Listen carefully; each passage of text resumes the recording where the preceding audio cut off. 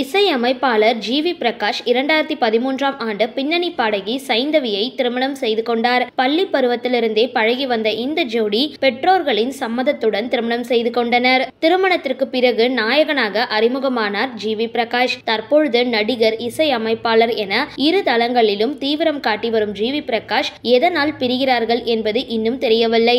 ஆனால் தங்களை குறித்து எந்தவித கருத்துக்களையும் பகிர வேண்டாம் என இருவருமே அழுத்தமாக கேட்டுக் கொண்டுள்ளனர். இருப்பினும் அவர்கள் மீதான கருத்துக்களை அடிக்கிடவில்லை. பத்திரிகையாளர் உமாபதி இருவர் குறித்தும் யூடியூப் சேனல் ஒன்றுக்கு அளித்த பேட்டி பலரையும் அதிர வைத்துள்ளது. சைந்தவி போன்ற பெண்கள் ஒன்றுக்கும் ஆக மாட்டாங்க.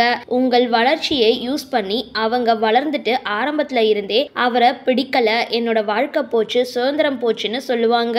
பிரபலமா இருப்பான், அதை பயன்படுத்தி வாழ்ந்துட்டு கடைசியில சுதந்திரம் இல்லைன்னு சொல்ல வேண்டியது. சுதந்திரம் வேணும்னா உன் சொந்த காசை பயன்படுத்து, மற்றவர்கள் காசை பயன்படுத்தக்கூடாது.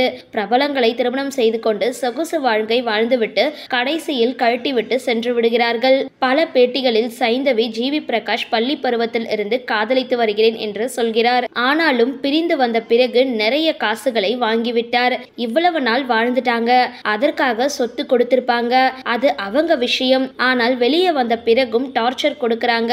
இவ்வாறு உமாபதி பேசியுள்ளார். இந்த வீடியோ பிடிச்சிருந்தால் லைக் பண்ணுங்க, ஷேர் பண்ணுங்க. மேலும் இது மாதிரி வீடியோஸ்லாம் தெரிஞ்சுக்க மறக்காம யோகி டாக்ஸ் சேனலை சப்ஸ்கிரைப் பண்ணுங்க.